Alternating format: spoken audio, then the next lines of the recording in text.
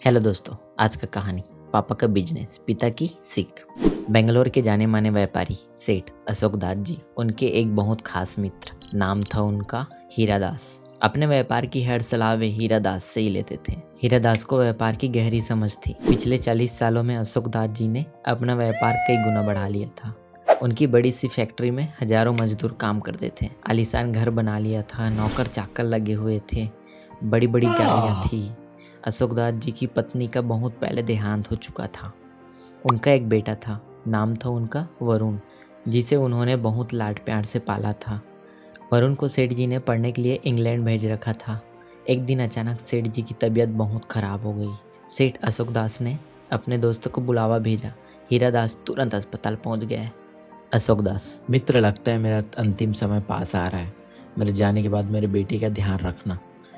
हीरा दास, ऐसा क्यों बोल रहे हो तुम? ठीक हो जाओगे। यहाँ इलाज नहीं हो पाया तो हम विदेश चलेंगे। अशोक दास, बस मेरा एक काम कर दो, किसी तरह मेरे बेटे को बुला दो। मैं उसे एक बार देखना चाहता हूँ। हीरा दास ने बिना देर किए वरुण के आने का इंतजाम कर दिया। अगले दिन दोपहर तक वरुण अपने पिता के पास पहुंच गया। उसे देख अशोक दास ने चैन की सांस ली। अशोक दास, बेटा, मैं तुमसे कुछ कहना चाहता हूँ। मेरे जाने के बाद सारा व्यापार तुम्हें ही संभालना है।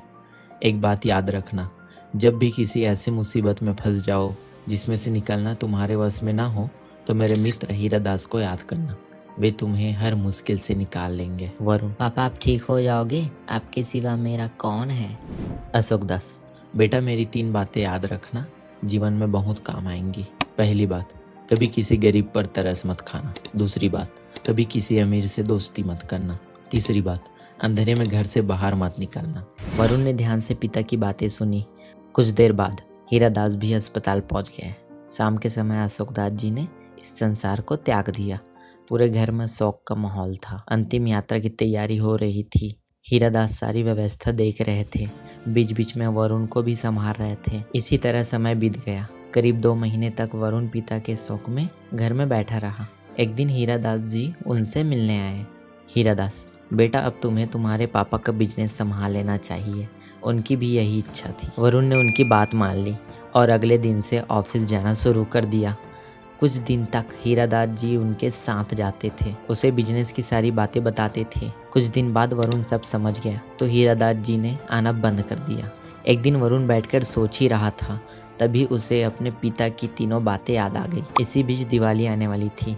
मजदूर को बोनस दिया जाना था। मैनेजर फाइल लेकर वरुण के पास पहुंचा। मैनेजर, सर, ये मजदूरों के बोनस की फाइल है। उन्हें हम 1 महीने का बोनस देते हैं। वरुण को याद आया, पापा ने कहा था गरीबों पर तरस मत खाना। वरुण अपने मैनेजर से बोलता है, नहीं, किसी को बोनस नहीं मिलेगा। ये काम करते हैं, हम इन्हें सैलरी देते हैं, भला बोनस और क्यों दे? हाँ, बोनस न मिलने से मजदूर भड़क जाते हैं। अब वे बहुत काम करते थे, सब इधर उधर समय बर्बाद कर अपने घर चले जाते थे। इससे काम में घाटा होने लगा। इसी बीच बहुत से व्यापारी जो वरुण की कंपनी से माल लेते थे, वे वरुण से मिलने आते थे। लेकिन वरुण को पिता की दूसरी बात याद आ गई थी कि अमीर से दोस्ती मत करना। इसलिए वह उससे ठीक से बात नहीं करता, उन्हें उल्टा सीधा बोलकर भगा देता था, जिससे कंपनी को ऑर्डर मिलना कम हो गया। इसके साथ ही वरुण को कहीं रात को जाना होता तो वह अपने साथ 2-3 लड़के साथ लेकर चलता था, जो बड़े से जनरेटर के साथ रथ सजाकर पूरी रोशनी लेकर चलते थे। इससे शहर में जाम लग जाता था। घंटों जाम में फंसे रहने से वरुण परेशान हो गया। उसका व्यापार धीरे धीरे घाटे में बदलने लगा और उनको कुछ समझ नहीं आ रहा था। एक दिन उसने हीरा दास जी को बुलाया।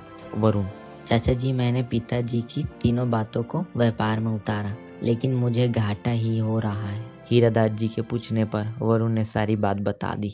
हीरा दास, बेटा तुमने अपने पिता की बातों का गलत मतलब निकाल लिया, चलो मेरे साथ। वे उसे एक रास्ते पर ले जाते हैं। वहाँ कुछ गरीब बैठे थे। पास ही में एक आदमी समोसे कचौड़ी बेच रहा था। हीरा दास, बेटा तुम्हारे पापा ने कहा गरीबों पर कभी तरस मत खाओ।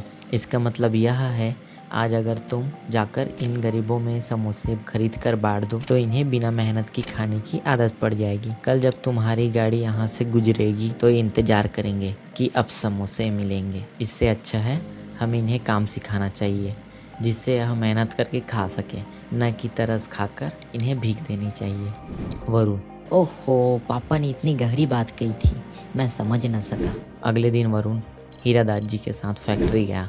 वहां जाकर उसने सभी मजदूरों से माफ़ी मांगी और उन्हें 2 महीने का बोनस दिया, जिससे सभी मजदूर खुश होकर मेहनत से काम करने लगे। उसके बाद वे ऑफिस में आकर बैठे। हीरादास, बेटा तुम्हारे पिता ने कहा कभी किसी अमीर से दोस्ती मत करना। इसका मतलब था कि व्यापार सबसे करो लेकिन दोस्ती मत करो, क्योंकि अगर इससे दोस्ती करोगे तो ये तुम्हारे सारे राज निकलवा देगा। कहाँ से कच्चा माल लाते हो, कितने का बनता है, कैसे बेचते हो, और साथ ही ये तुम्हें बुरी आदतों जैसे शराब आदि की लत लगा देंगे, इसलिए इससे बचने को कहा। वरुण, लेकिन मैंने तो सबको भगा दिया। हीरादास, तुम चिंता मत करो, सब मुझे अच्छे से जानते हैं। मैं कह दूंगा पिता के जाने के कारण बच्चा दुखी था। कुछ दिन हम थोड़ा सस्ता करके माल बेचेंगे, सब आ जाएंगे। वरुण, चाचा जी आपने मुझे बचा लिया। अब तीसरी बात भी बता दो। मैं शाम कहीं जाता हूँ, फंस ही जाता हूँ। हीरादास, तुम्हारे पिता ने कहा था अंधेरे में घर से मत निकलना। इसका मतलब था शाम को तुम जब घर से ऑफिस आओगे तो अपने घर वालों के साथ समय बिताओ, घर का खाना खाओ, जिससे तुम्हारी सेहत सही से रहे। तीसरी बात, तुम्हारे पास बहुत पैसे हैं, रात को गुंडे बदमाश तुम पर हमला कर सकते हैं। वरुण को अब अपने पिता की बातों की गहराई समझ में आ गया। वह उनके बताए हुए रास्ते पर चलने लगा। कुछ ही समय में उसका व्यापार पहले से भी अच्छा चलने लगा। इधर हीरादास जी ने एक अच्छी सी लड़की देखकर वरुण का विवाह कर दिया और वरुण की लाइफ सेटल हो गई। वे अपने पापा का बिजनेस बहुत आगे लेके चले गए। तो यही था हमारा आज का लाइंस, पापा का बिजनेस, पिता की सीख। अगर आपको वीडियो पसंद आई हो तो लाइक और शेयर कर दीजिए एंड ऐसे ही वीडियो देखने के लिए मेरे चैनल को सब्सक्राइब करके बेल आइकन ऑन कर लीजिए। मिलते हैं अपन नेक्स्ट वीडियो पे।